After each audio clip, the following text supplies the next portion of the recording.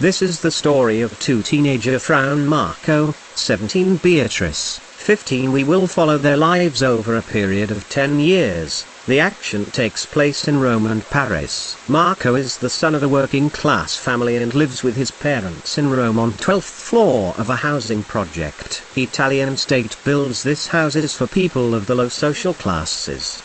He is shy and reserved, in contrast to his environment, where the kids are generally arrogant and often violent. In certain situations, however, he can show the kind of determination and courage which command respect. He is passionate about the doves that he keeps on the communal terrace on the 15th floor. Beatrice lives with her parents in a house on the hill right opposite the building where Marco lives.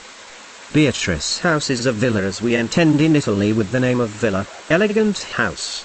It is summer. She is sunbathing in the garden, and every so often she takes a dive in the swimming pool. These two kids do not know each other. But one day Marco buys a pair of binoculars so he can observe his doves in flight. While watching them circling in the clear July sky, his gaze falls on the house on the hill.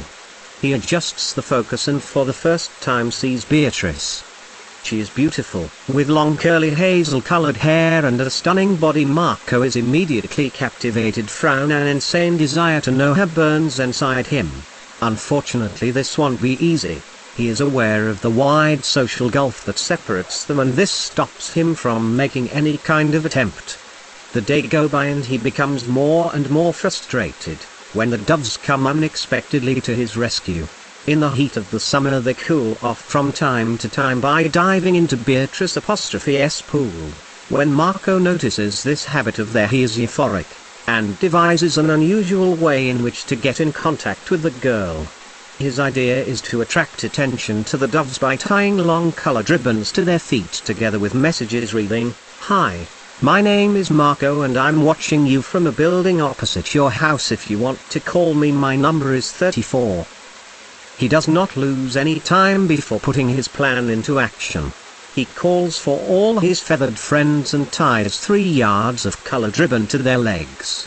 Then he sets them free.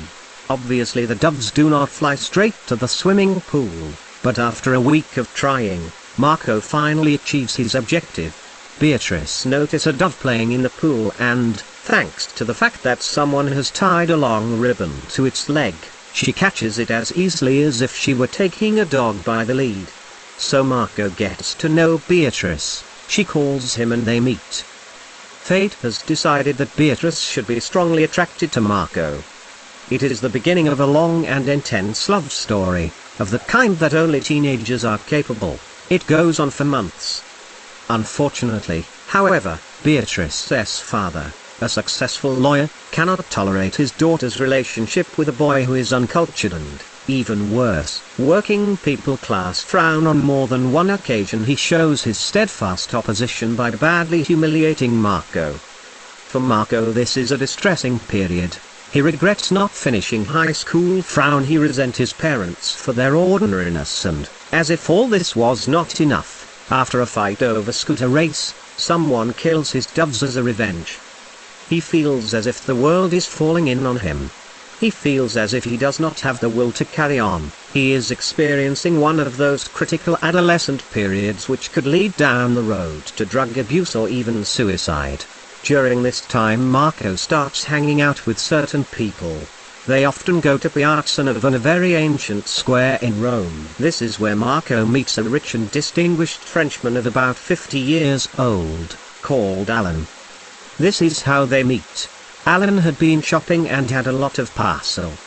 He asked Marco and his friends to help him carry them to his home near the Spanish Steps, for which they would be generously rewarded. The 3 kids, penniless as usual, did not need to be asked twice. Alan's apartment was splendid, with views over the famous steps.